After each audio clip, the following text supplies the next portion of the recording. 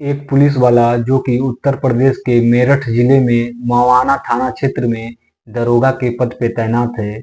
वे 16 साल के बच्चे की तलवार से हत्या करवा देता है 40 साल के जमीन के विवाद को लेकर, और सोचता है कभी पकड़े नहीं जाएंगे, पर फिल्मी अंदाज में उसे पकड़ लिया जाता है। पूरी कहानी जानने के लिए दोस्तों वीडियो में लास्ट तक बने रहिए। दोस्तों, ये कहानी है उत्तर प्रदेश के जौनपुर जिले की। जौनपुर में एक छोटा सा गांव पड़ता है, कबीरउद्दीन गांव। इसी गांव का रहने वाला है मासूम सा 16 साल का अनुराग यादव। इसके पड़ोसियों से करीब 40 साल से एक जमीन के छोटे से टुकड़े को लेकर विवाद चल रहा था। कई सारे सरकारें आई गईं, पर उस जमीन का जो विवाद था सुलझ नहीं पाया था। एक दिन अनुराग सुबह सुबह उस जमीन पर कुछ घास छिल रहा था। पड़ोसी आते हैं, इससे गाली गलौज करने लगते हैं और कहते हैं कि जमीन पे घास मत छिल। बहस होती है तो गांव के कुछ युवक दोनों पक्ष को समझाते हैं। दोनों पक्ष को समझाने के बाद लोग अपने अपने घर चले जाते हैं। फिर अनुराग अपने घर से 20 मीटर की दूरी पे जाके एक पेड़ से दातुन कर रहा होता है, पर उसने कभी कल्पना नहीं की होती है कि उसके साथ कुछ घटना घट सकती है। उसके पड़ोसी चुपचाप आते हैं, जिसका नाम होता है लालता यादव, और उसका बेटा रमेश यादव। दोनों आते हैं और तलवार से उस पे हमला कर देते हैं। जैसे ही अनुराग तलवार को देखता है, भागने की कोशिश करता है, अपनी माँ को आवाज लगाता है।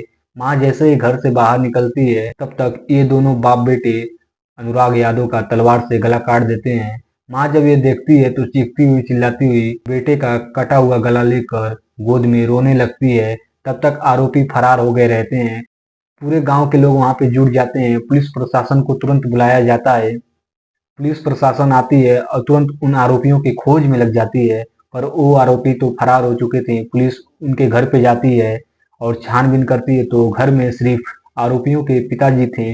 उनको गिरफ्तार करती है और पूरे मामले को बारीकी से जांच करती है, तो पता चलता है कि लालता यादव का एक बड़ा बेटा है और उसका नाम राजेश कुमार यादव है, और इस खून का मास्टरमाइंड वही है। और वे उत्तर प्रदेश में मेरठ के जिले में मवाना थाना क्षेत्र में एसआई के तौर पे पोस्टिंग है उसकी। पुलिस के बड़े अधिकारियों को जब ये बात पता चलती है, तो तुरंत राजेश कुमार यादव को गिरफ्तार करने के लिए एक वारंट भेजते हैं। राजेश कुमार यादव वहां से भागने की कोशिश करता है, पर पुलिस फिल्मी अंदाज में चारों तरफ से घेर कर उसे गिरफ्तार कर लेती है। ये कहता है मैं बेगुनाह हूँ, मैंने क्या किया है, इसमें तो मेरे भाई और पिताजी ने गलत किया है, मुझे क्यों गिरफ्तार कर रहे हो। पर पुलिस उसकी एक भी नहीं सुनती है और सख्ती से उससे पूछताछ करती है, तो वे अपना गुनाह कबूल कर लेता है। और जो उसका छोटा भाई है उसको भी, और लालता यादव को भी, इसके पिताजी को पुलिस गिरफ्तार कर लेती है।